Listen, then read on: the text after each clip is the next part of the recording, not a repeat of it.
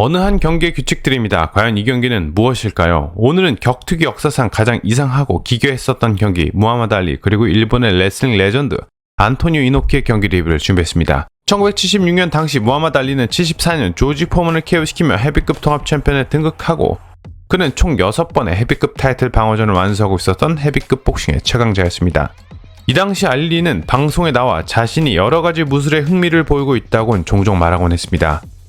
그리고 75년 4월 미국에서 그는 일본의 아마추어 레슬링 협회 회장을 만나 자신에게 도전할 동양 선수를 데려오라고 말하며 심지어 자기를 이기면 100만 달러를 주겠다는 발언을 하기도 합니다.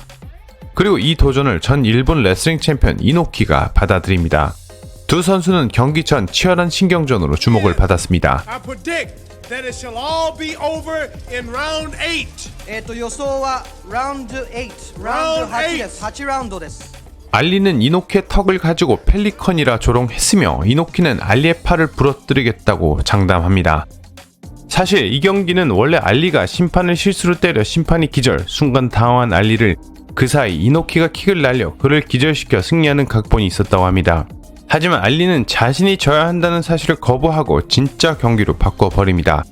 그리고 시합 전 정해진 경기의 룰이 어이가 없을 정도로 황당했습니다.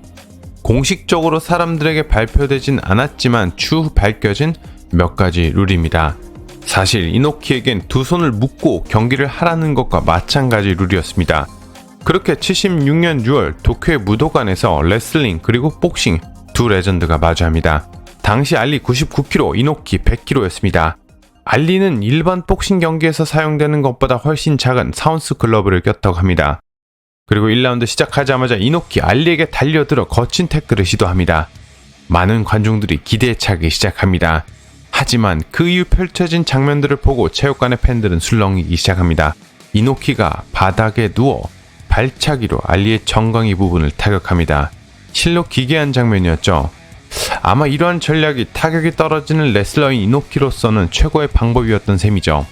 그리고 1라운드 초반 이노키가 알리를 발차기로 타격하는데 주심은 이노키에게 경고를 줍니다. 아마 발바닥으로 차지 말라는 경고 같습니다.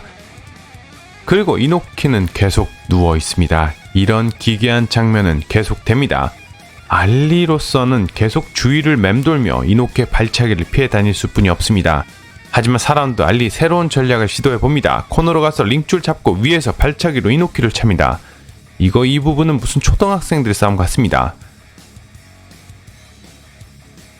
그리고 6라운드 알리 이노키의 발을 잡는데 이노키는 이 순간을 놓치지 않고 바로 알리의 발을 잡고 넘어뜨립니다. 또 여기서 이노키는 알리의 얼굴을 팔꿈치로 가격하기도 합니다. 그리고 이노키 다시 한번 또 누워서 알리의 정강이를 계속해서 타격합니다. 특히 이노키는 이 경기를 위해서 밑창을 개조한 가죽신을 특별히 제작했다고 합니다. 그리고 알리의 정강이는 부어오르기 시작하죠. 이러한 이노키의 전략은 10라운드까지 계속됩니다. 그리고 12라운드 알리 코너의 조언을 받아 태권도식 방어를 보여주기도 합니다. 알리가 이런 걸 보여주니 어색하긴 합니다. 그리고 13라운드 이노키 알리에게 태클을 시도하다가 알리의 카운터를 맞기도 합니다. 알리의 잽을 맞습니다. 아마 이노키 알리를 테이크다운 하려 했던 것 같습니다. 또다시 한번 테이크다운을 시도하지만 이번에도 실패합니다. 심지어 마지막 라운드에는 이노키 입식으로 알리에게 로우킥을 시도합니다. 하지만 잘못된 선택이었죠. 바로 잽을 맞습니다. 그리고 다시 누워버리는 이노키. 그리고 경기가 끝나기 직전 알리 이노키에게 카운터 잽을 맞춥니다. 이거 위험했습니다. 이노키. 이게 아마 스트레이트였다면 이노키 경기 끝날 수도 있었습니다.